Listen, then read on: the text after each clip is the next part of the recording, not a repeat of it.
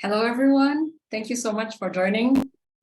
Today is our fall Earth Engine user meetup.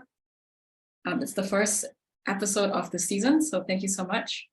And we are really excited to have you join us today. We're going to wait a few minutes for people to trickle into the room.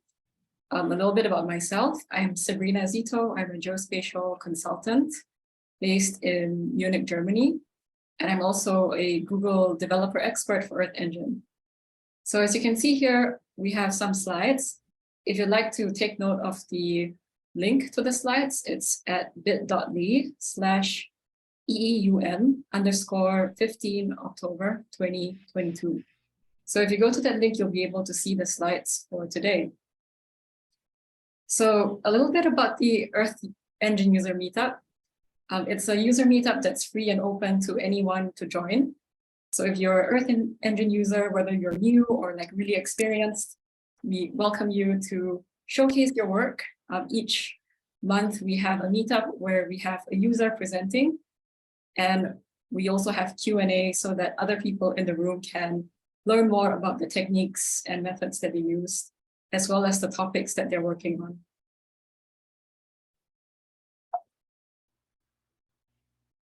Right. So we're also on YouTube. So I welcome you to check us out on YouTube. We have recordings of past presentations, and the session today as well will be recorded and later uploaded to our YouTube channel. So feel free to watch some of the talks that we've had in the past, and you can also explore the comments as well. So today we're really excited to have Simon Ilyushchenko from Google. Simon is the data wizard who gets all these wonderful data sets into the data catalog for you to use on Earth Engine. And there are a lot of questions I'm sure you all have for Simon today. So we decided to have this kind of like an Ask Me Anything style conversation where we'll be gathering questions from you. And of course, you can ask anything, but Simon will do his best to answer. There might be some things that he can't answer or can't really answer due to certain circumstances. So we're excited to get the conversation going. So for those who are already here in the room, I encourage you to go to slido.com. Hashtag Earth Engine is the event code. Or you can also, if you're joining on a mobile phone, scan the QR code on the screen, and this will take you to slido.com, where we'll be using this Q&A functionality on this website. So the very first question, for those of you who are really quick, is which country are you joining from today? So just feel free to type in your answer, and we can kind of get a sense of where people are coming in from. All right, I see multiple people from Canada, someone from Germany, someone from Nepal. We have the United Kingdom, USA, okay, Turkey. You see Chile is also in the Zoom chat.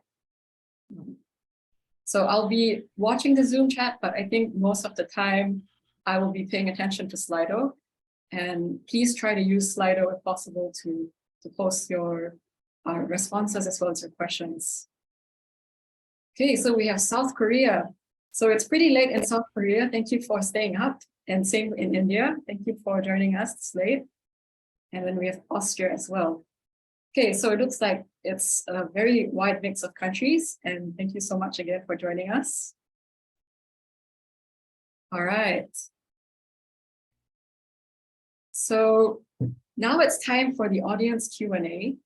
And there are no questions yet, so that's why you just see the screen. But I welcome you to start thinking of questions you would like to ask Simon, and then just typing them into the Q&A screen.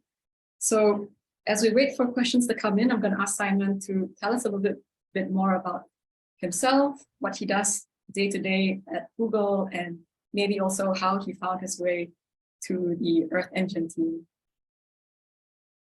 Over to you, Simon. Thank you, Sabrina. Thank you for inviting me here. And hello, everybody. I'm always glad to chat with attention users and to hear what you think. So briefly about me and how I got to this team. So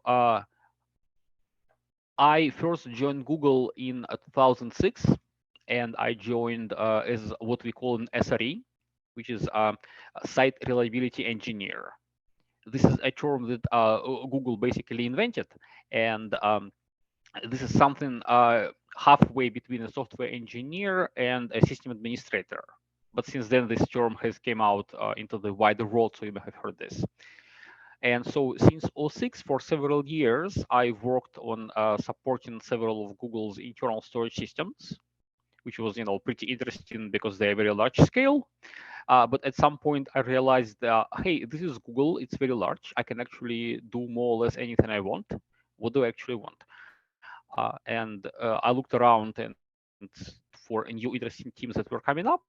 And there was just the very beginnings of Google's work in sustainability space.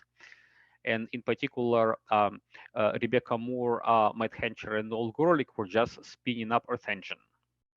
So in '09, I became aware of their efforts, and I thought, hey, maybe they need, somebody to actually run all the storage for attention, and they saw this too, and so I joined the team as one of the early members, but I'm not a founder. So I'm basically the person who's been responsible for data management ever since. So informally, people sometimes call my position data wrangler, but technically I am the ingestion lead. So I'm responsible for the pipelines and for attention data catalog.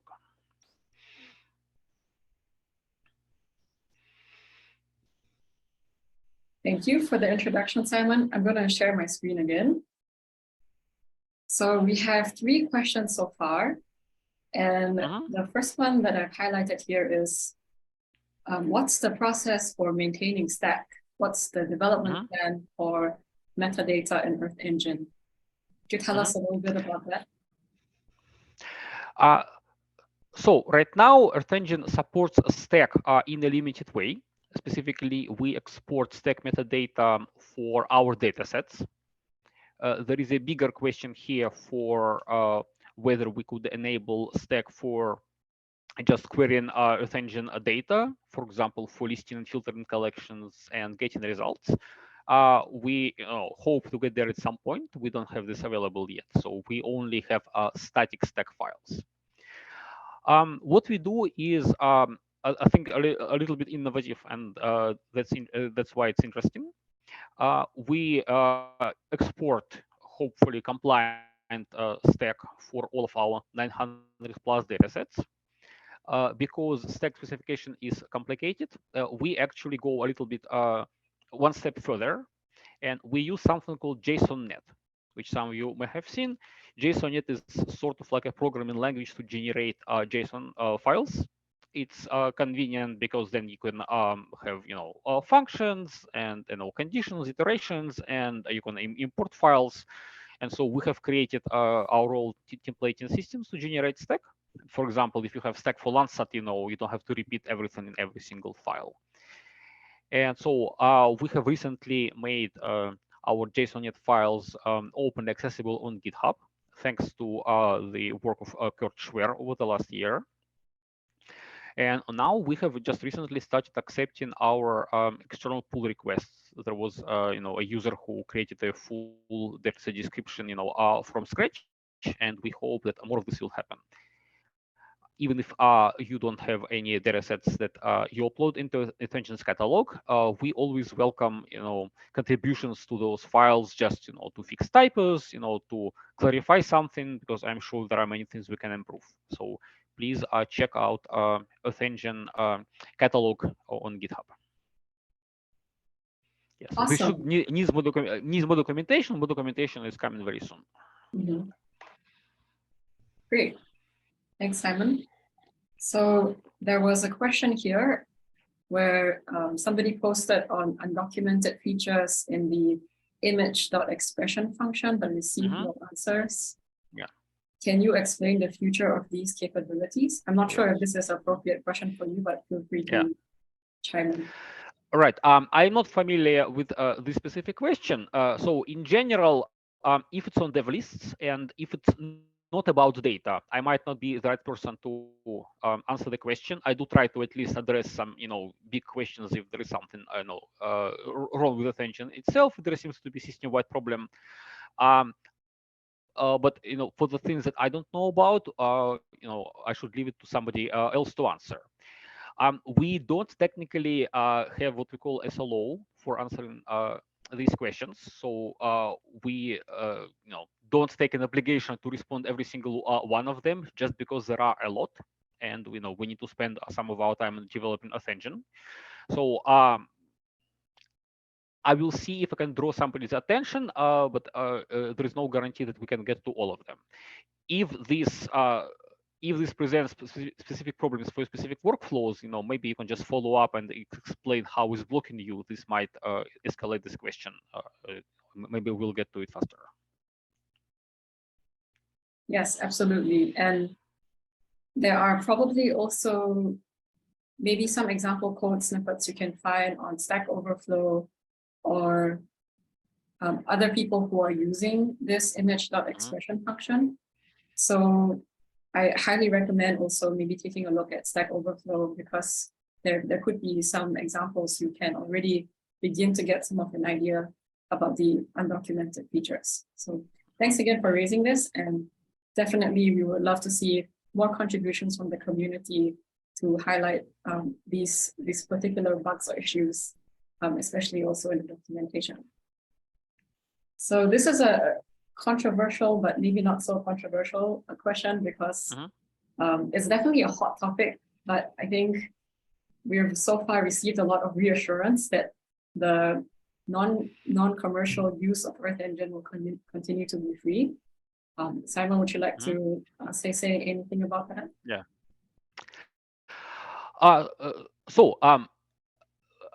Basically, I generally have to defer what the team in general has been saying about Earth Engine. But as far as I can tell, we are saying exactly what we mean here. We don't plan to stop Earth Engine free in the near future.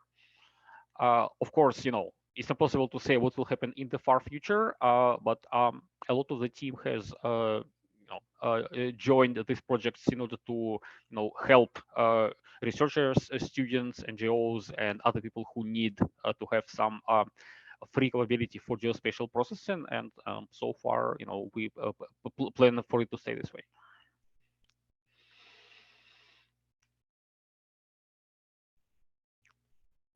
So the next question is about CMIP6 data. What's the timeline for the possible ingestion of CMIP6 data in Earth Engine? Can we list the variables of interest and data request issue tracker? Yeah, this actually, we have done some work on this. Then when we had to temporarily suspend it while we were sorting out licensing questions. So recently, thank you, CMIP6 team, the license has been changed for the datasets to be open and attribution only. So we are actually in the process of finishing this fork, and this is one of the next things we will add to Earth Engine. Awesome. So specifically, we are going to work on the next datasets. So I hope this will have the correct subsets, because it's a certain subset of CMIP6. If not, we'll need to figure out, how else to get additional data. Great.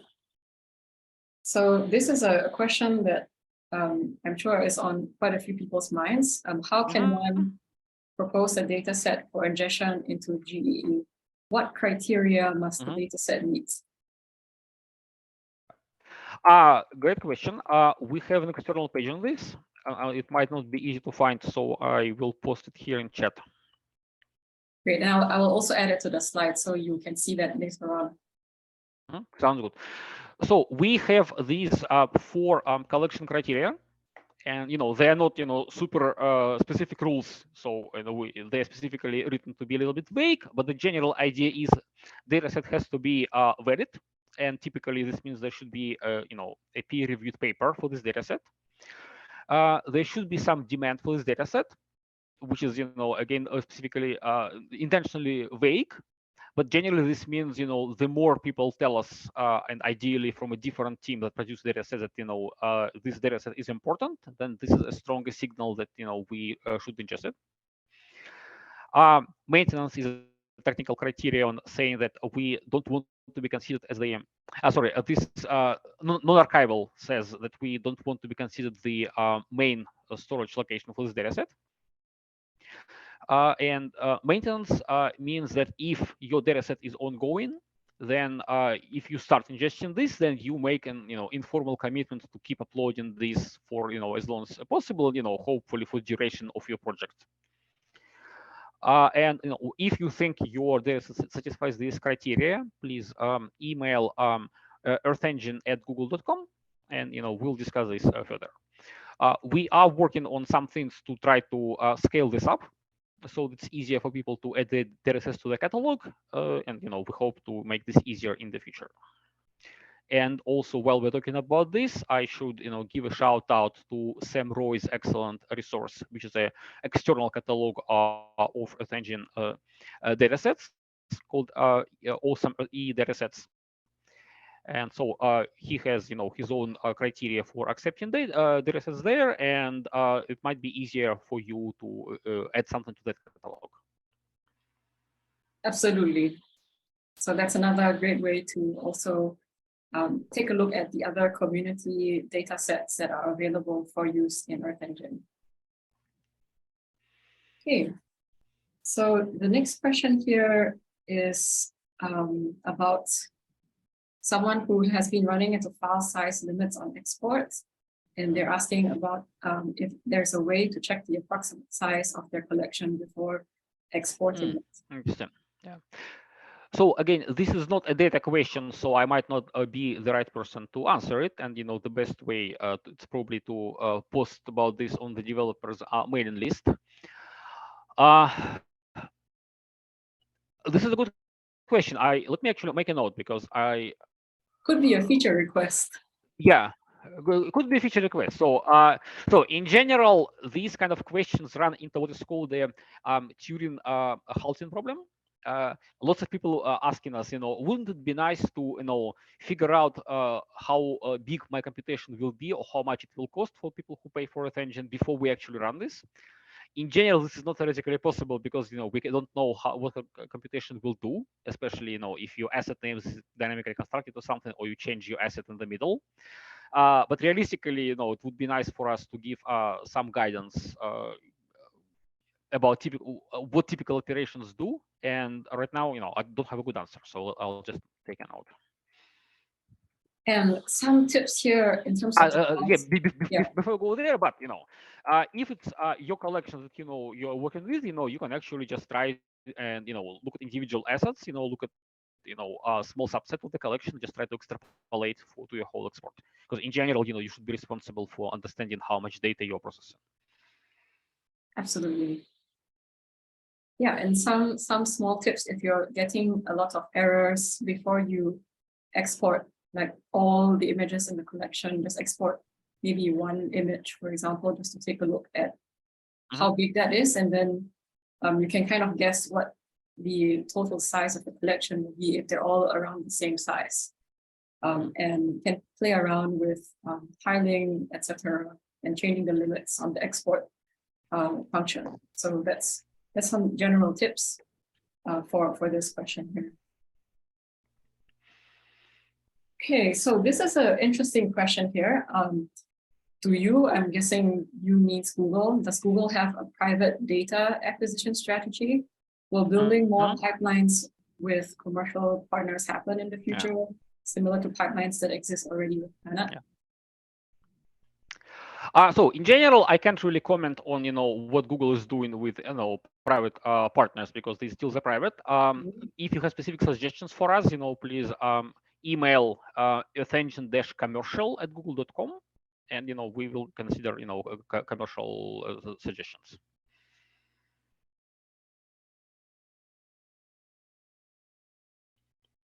Great. So here's a question about JEDI. Can you tell us a bit about JEDI datasets, especially the difference about between raster and vector datasets? Is it just a difference in format, or what are the differences in there?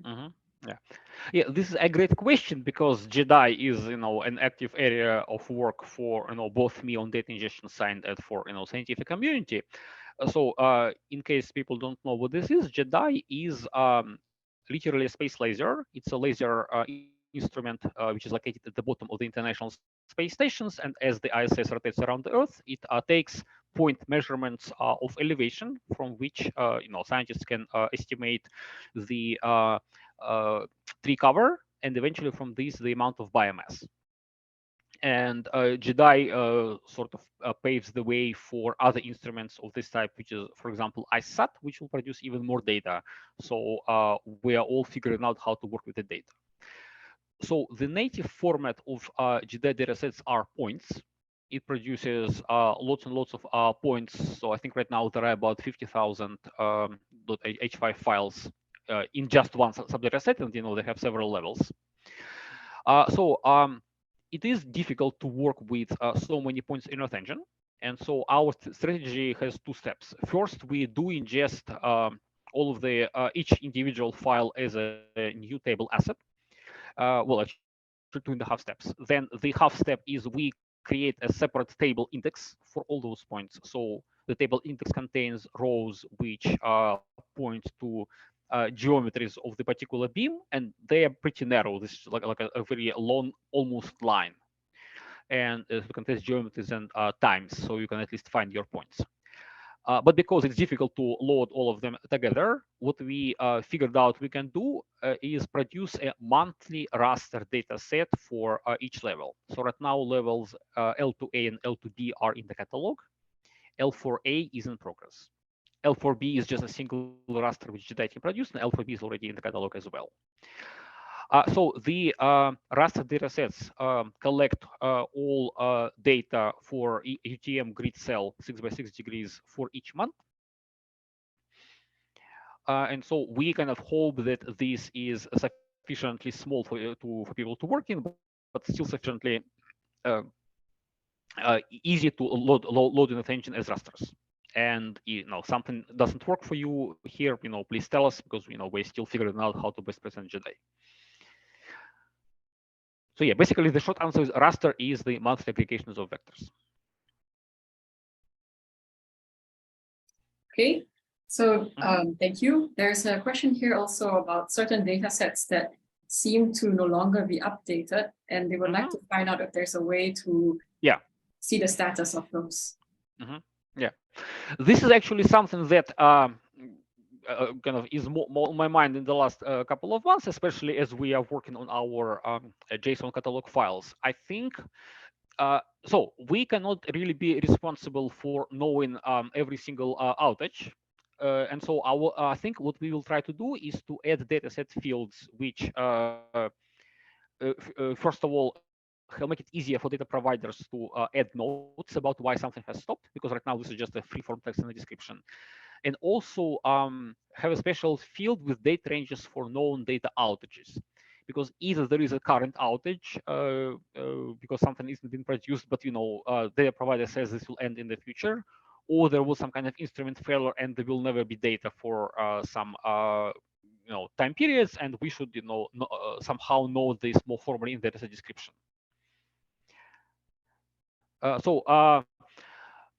The bigger question here is how do people find out about what's happened with the data set? And we try to answer to the best best we can. We probably cannot really know all the details for every data set we have in the catalog, and so this is partially a question to the community. What is the best way to kind of create and record community knowledge about a particular data set? So my kind of simple answer is maybe we should add a new field which at least points from the Earth Engine catalog entry back to the provider support website or support email. But this doesn't really make the information public. I would hope that providers would have more data forums, like NASA has an Earth data forum about, well, everything, but it's often about data. And ESA and Copernicus have, I think, somewhat informal forums for Sentinel 1, 2, and 3 for Sentinel Toolbox, which often contain, questions about data sets. but there is no one nice general solution. So I'm still actually very open to suggestions about how to do this better.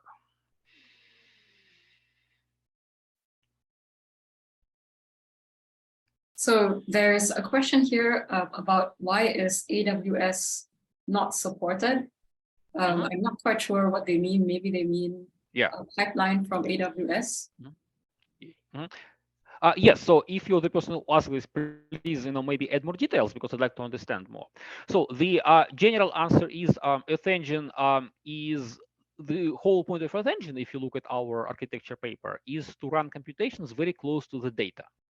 So while it's technically possible, to try to fetch data for computations from anywhere in the world, realistically, even if it were within Google network, it would be difficult to do it, even across the continent, and it might be, even harder if it's going between clouds.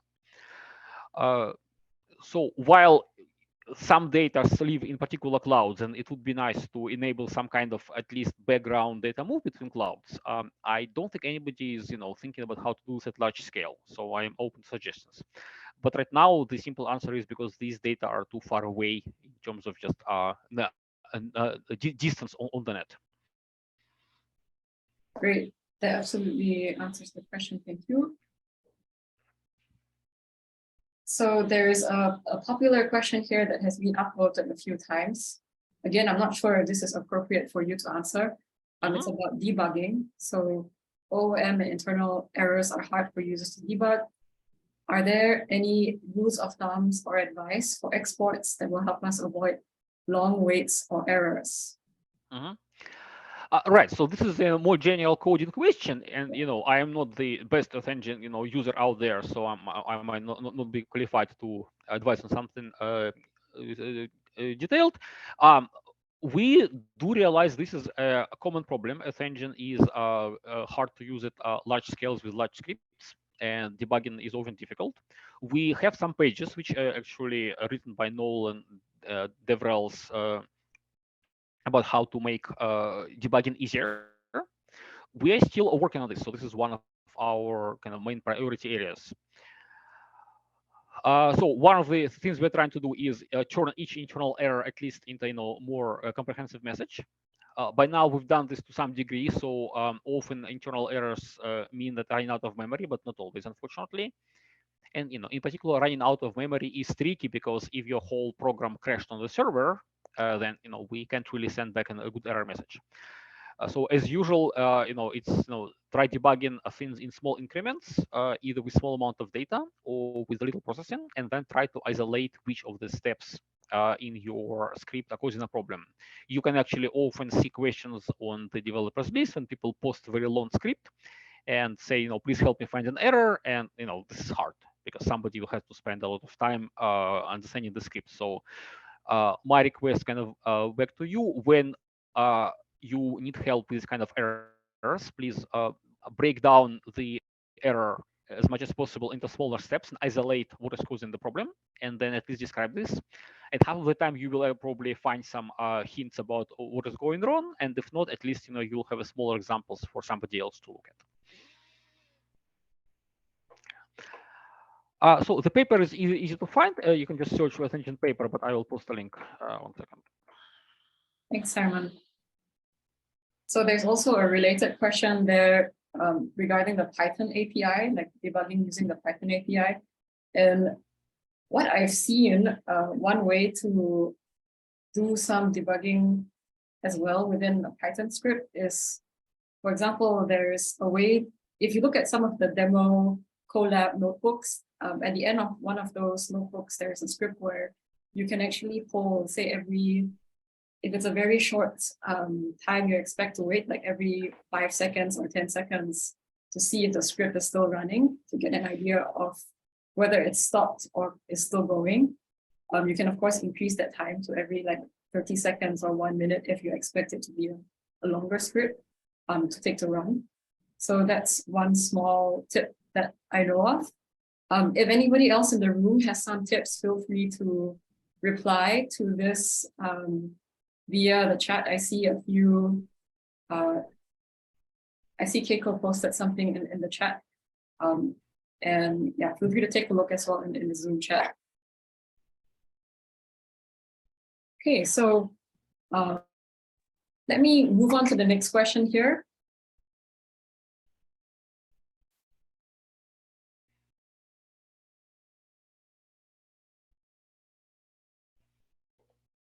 So there's a question about how to integrate proprietary or open source images, image processing algorithms into Earth Engine. Is this something you can comment on, Simon? Yeah.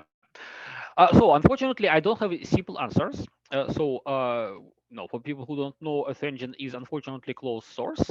And for example, if somebody who is coming from the Linux world and from open source, I personally, would like to, would love it if Earth Engine were more open source. From what I understand, this is a question of priorities. And the advantage of having a project within Google is that we take advantage of all the existing Google infrastructure, but this means it's fairly hard to actually port this to run on something different, even if it's Kubernetes or even a different cloud, a different underlying system. So we wish we could take contributions. I don't think this is going to happen anytime soon. Related direction that comes up is, wouldn't it be nice if it were possible to sort of shell out or make a call from Earth Engine to some external systems to do some computation and then come back? Obviously, we can hack something together. This might or might not be performant. If somebody has a strong desire to actually make something like this work, we can, at least, tell us and point us, at something that, you'd like to run. Doesn't mean we'll be able to get this anytime soon, but this is, question sometimes comes up. So there are no simple answers, unfortunately. Usually, I think the simplest direction is sometimes the reverse. So it's already possible to use Earth Engine from external programs. You can there is a QGIS interface. You can pull data using GDAL, so you can import the results into your libraries using NumPy, something like this, and then you can do post processing. Thank you, Simon. Yeah. So there's someone here who's asking about raster storage. So I expect EE stores raster in a proprietary format into COG. Could you be able to discuss this? Yeah. As well as the infrastructure required to digest into this format? I shouldn't really go into details about this proprietary format, but yes, it's something similar to COG, because we wrote this before COGs existed, so we had to do something similar. It's just it's an efficient storage. If COGs didn't exist, we maybe would have spent some time trying to make it more open. But since COGs do exist right now, it's in a good way for us, to quickly load external files. And so is infrastructure required for ingestion into this format is Earth Engine, basically. Great. Yeah. So I guess the question here is, do COGs work for you? If is there something you'd like to do that COGs cannot do? And then please talk to us. Absolutely. We'd love to hear your feedback. So feel free to post a follow-up also in the chat. The next question is, can I pull external WMTS into Earth Engine? Yeah. So right now you can't. So Earth Engine unfortunately is not very friendly to with existing formats for exchanging data. We in general would like to make it more friendly. This is the question of priorities. So for example, COGs were an obvious, open format to support. So we added support for COGs, and we added support for Stack because it's popular and easy to work with in the catalog. We had some requests to WMTS, not a huge amount. So if we have a lot of demand, then we will consider working on this. Thank you. So there's a question here about documentation for feature views. Do you know of any more documentations coming up, Simon? Yes, so this is kind of a more general question. I'm not familiar about specific sports, so can you maybe tell us more about what kind of things you'd like to see documented? Yes, absolutely. Please, again, add a follow-up in the Slido. What type of documentation would you like to see, like specific workflows for how to use feature views, or exactly what would you like to know more about? I think this would be great feedback as well. Yeah. So thank you for your question. And here we have a question that's really a comment. It's amazing to put a name to the face. or face to the name. You have great engagement with the Earth Engine community. Do you have any tips for maintaining this community relationship? Well, this is our general question. I'm not quite sure, how to interpret this. I'm basically trying to, first, monitor all the issues related to data, Mm-hmm. and as a secondary priority, just look at overall kind of user happiness. Uh, in some sense, actually, what I'm doing is not scalable. So one of the tips is help me figure out what mechanisms should exist to actually make sure that, for example, if I take a vacation and go away for a month, that we keep continue filing, request questions and so on in appropriate channels, and they are expressed in a way that's easy for others to pick up. So what other tools should we have, to accept bugs or feature requests that make it easier to express problems? So we already have the external bugs for Earth Engine in general and for datasets. So we have our catalog in Stack form, so you can send us pull requests and help us figure out how to scale this. When we have in the future, hopefully 10 times or 100 times more datasets. So I don't know. Help us figure it out. Yeah, and I think part of this also is the Twitter presence you have, Simon. I think having those posts about new data sets that have been ingested also via the developers forum. I think these are the kinds of posts that a lot of people are excited to see, and then they will pass it forward. And then also any outages or any issues or temporary outages, things like that are also very much retweeted, as I've seen. And yeah, I mean, right now, a lot of people are moving also to Mastodon. So it's like we'll have to see where this goes in terms of where the community ends up. In the long run, there might be a split in the future. So yeah, definitely. Thank you, Simon, for also always having an open ear to the user questions and concerns. I always see you asking users questions at any face-to-face event possible. So thank you again for that. So I see Jake in the chat commented about the raster format. So on one hand, yes, it would make somewhat interesting post, but the basically creation of our own internal version of code is not super interesting technically. There are maybe more other things on the engine which would be more interesting for us to make a post on.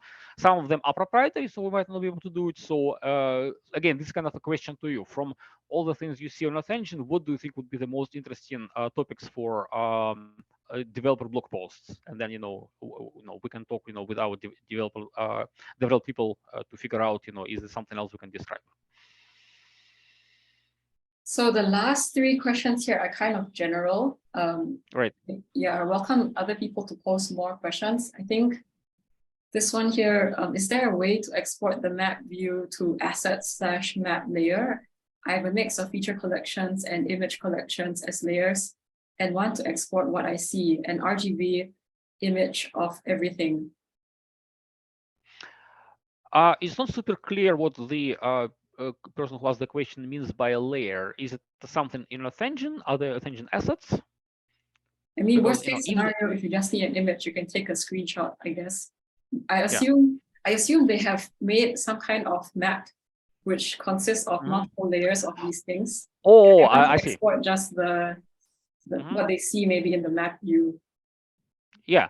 So basically, yes, what you show in code editor map is a bunch of layers. Each layer is essentially a band or a series of bands. You can instead just accumulate those bands in a single kind of escalated on the fly, and you can use add bands to just keep adding more and more of them and just export this total asset into a specific export this in memory asset into fixed asset, so as what we call as to materialize the view. Yeah. Yeah. So I guess it depends again on what you want to use it for, but if you want to make a static map with all the FCs and ICs, right, and print it out, I'm assuming, then maybe you can use QGIS or something like that to format it better as well. So that's I think, one thing that, the person was asking is that, if they already show feature collections, so then you can use, for example, they can take a blank image, image, and then just use paint to paint a feature collection on this image, or use some other rasterization mechanisms. That's right. It's not, it is an interesting question how to make it easy. I don't think there is an easy way, so let's at least make a note. Yeah, it's kind of like a cartography question. So Right. it's great to see people wanting to do some cartography here too. Yeah, because this is clearly just, a question of adding some syntax sugar to just snapshot the current view. Okay, so this is a super general question.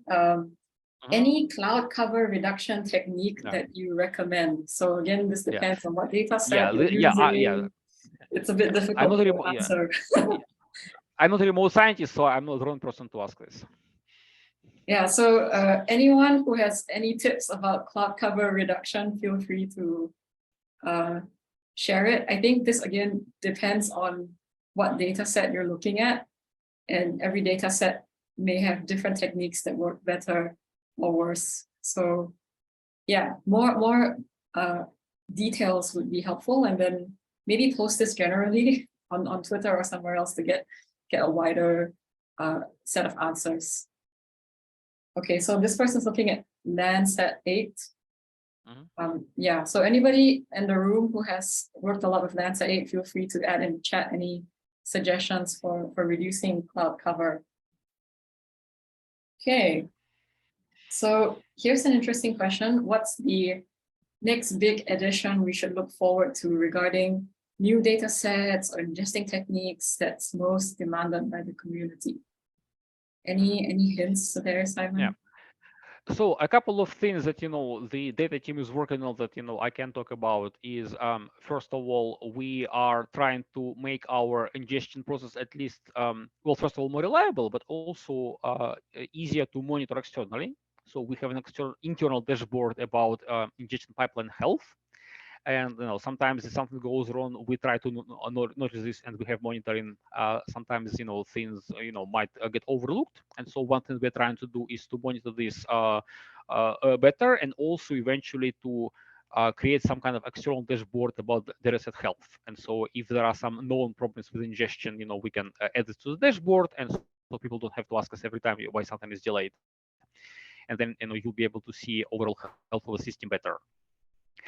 The other initiative is what I mentioned, is figuring out how to take more external datasets easier, so that the datasets still have to pass the basically quality bar, that they have to be well documented, they have to be correct, and so on. But then, how do we take ourselves out of the equation here to speed this up? For static datasets, this is relatively simple. This is just a question of creating a proper process. For more complex data sets, especially when you have to do some pre-processing on, and every day, this is, a big open question. So, we cannot, realistically, spend a lot of time, supporting ingestion of, thousands of external data sets. But this is still a work that somebody has to do. So we need to figure out kind of distributed infrastructure for how do we help people prepare their data, and then how to put this in the catalog. In terms of new data sets, we, on one hand, try to look at our external bacchanal requests sorted by number of votes.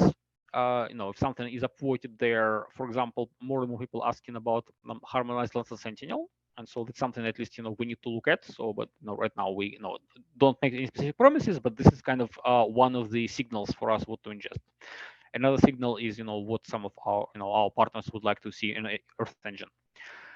This is, where I'm, very interested in hearing your inputs. So how do you think we should do this better? What should we work on? What processes we should create to help us and help external people ingest data easier? Thank you, Simon. So in terms of following up, say, with this conversation, what would be the best way to get this information to you or to your team? Like you said, you're just one person, but if there's a mechanism in which people can share these thoughts, right, what would that look like?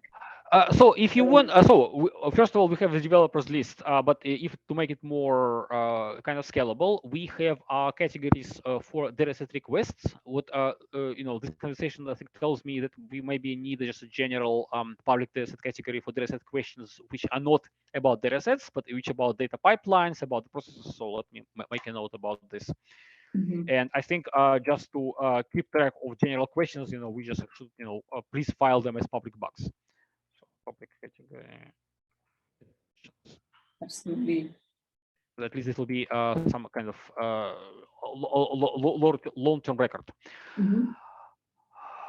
And yes, basically, especially if you are working on specific projects which has a potential to change something on the ground, and you are blocked by particular attention and especially data feature, then please tell us because especially if we're blocking something important, we might be able to spend more time looking at the problem. Absolutely. Geo packages, yes. Mhm. Somebody mentioned in chat geo packages. Some people are bringing up, so that's at least on our radar. Okay, great. So it's on your radar. Yeah. Okay. And there's a question here also about any plans to work with the awesome GE community data sets. Yes, there are Closely? plans. They are still being formed, so I don't want to kind of Okay, say too much right now there are because plans. less because the secret, more because we're still figuring this out. But yes, there are plans. Excellent. Okay. Thank you for that update. So again, this is a very general question. I again ask people in the chat if you have any tips about working with flood monitoring or predicting inundated areas, to please share your community expertise in the Yeah. chat with this person. Are there any data sets, Simon, you think which might be useful for them? Well, Sentinel-1 is probably one of the obvious ones because even though its coverage, is not daily, at least sometimes, people might get lucky and get some Sentinel image soon after flooding happened and get some data out of it. And once Sentinel-1C comes up next year, it should be easier.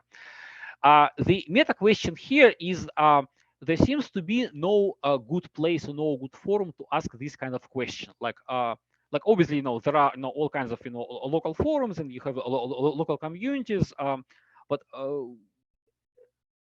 my impression is that many attention users, especially if they're coming from outside of established communities, they don't have a way to actually quickly find the kind of small scientific distributed community where to ask these questions. So my question, back to people who talk on Twitter and other places, how can we create infrastructure to make these kind of connections easier to make? Yeah, I almost wonder if beyond like a general, I mean, then the question is also like who should be leading or moderating these conversations, right? Should it be the group of I don't know, flood monitoring scientists who are forming this community and then creating these events or some kind of forum where people can exchange information? Or should this be something that is also connected to Earth Engines so that the Earth Engine team can get feedback, say, from specific communities about what they find easy to do or what they find challenging to do in Earth Engine? So that's something definitely to think about. Maybe the GDEs, the Google developer experts, can help somehow in this aspect.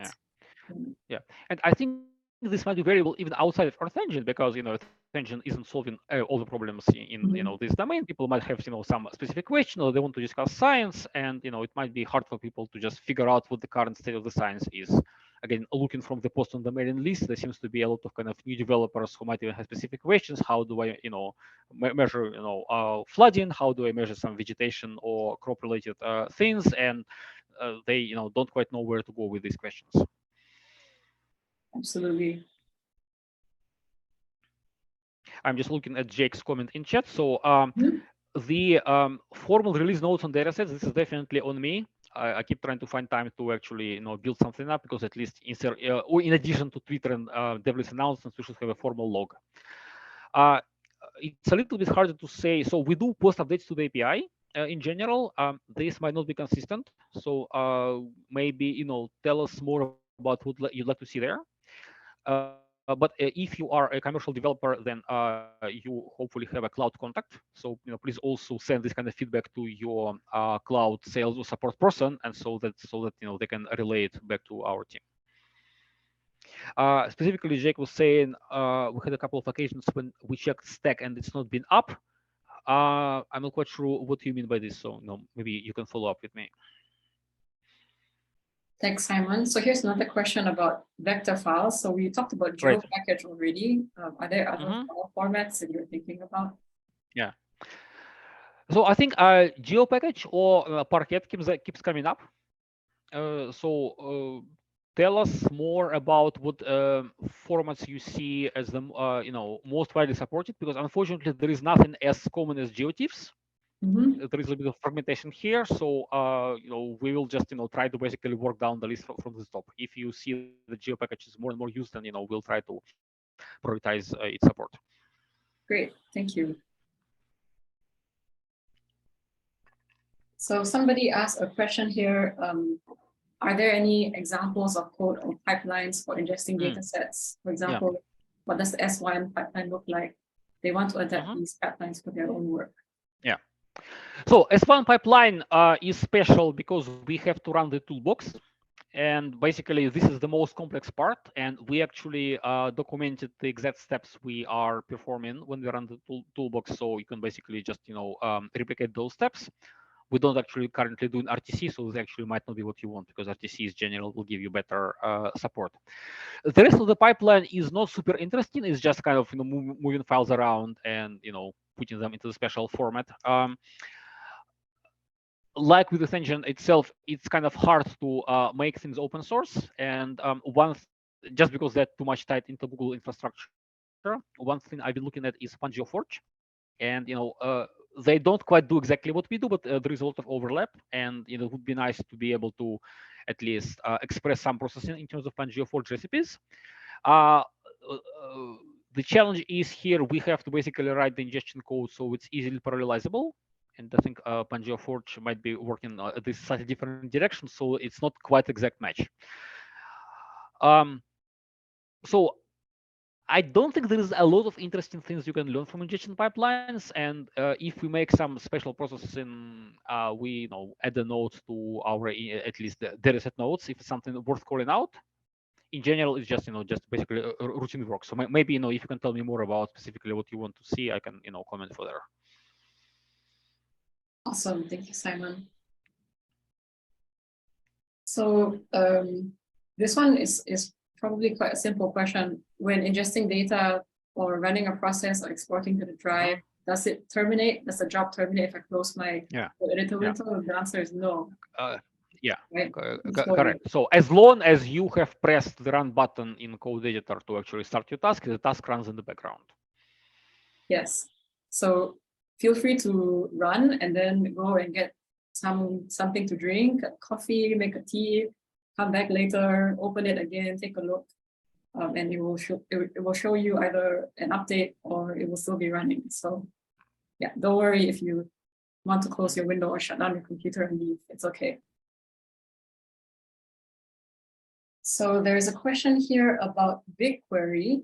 Are there any updates regarding the tie-in between BigQuery and Earth Engine? This again is updates. So yeah, as you can imagine, this topic comes to our minds, but we don't have any updates right now. Okay. Yeah, I would say maybe the latest information that was publicly released was during the Geo4Good conference in October. So there are some sessions you might want to watch about these updates, and you'll get the latest information watching one of those videos from the sessions. So definitely recommend checking out the Geo4Good conference website. Yeah, the question back to you, and kind of this would actually help us figure out what to do here, is what would be the most obvious way for you to use what kind of tie-in would be most useful to you, and this might help us to figure out where to go from here. Yeah, like what do you need in terms of the tie-in? Great. Yeah. Okay, then another very general question. I think anyone has ideas, feel free to add answers. Any ways you can think to do a mosaic but for a feature collection. I think, Simon, you mentioned paint, painting it together. Yeah, if this is Large. just a single feature collection, then yes, just paint. If the question is more about merging multiple feature collections, that's not something we can easily do. You can just load them one by one, but there is no notion, unfortunately, of feature collection.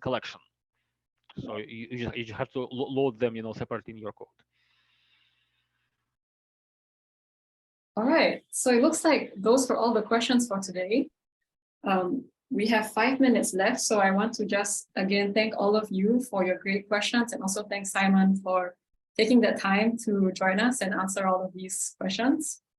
Sure. Maybe we can do this like once a year or something. It seems that there are a lot of people who are definitely interested in connecting with the Earth Engine team and hearing also one-on-one from you and meeting you. So thanks again, Simon. Yeah.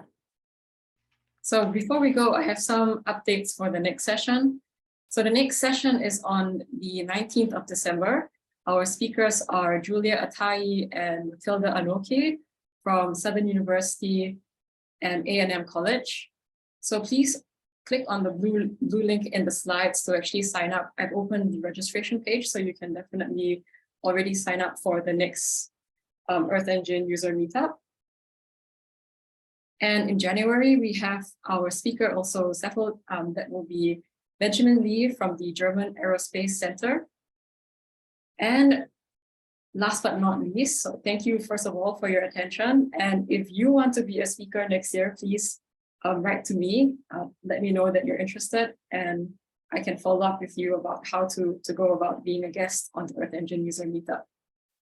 So thank you once again for joining us, and I hope all of you will have a great rest of the day and a great rest of the week. So thank you again, Simon, and see you all. Bye.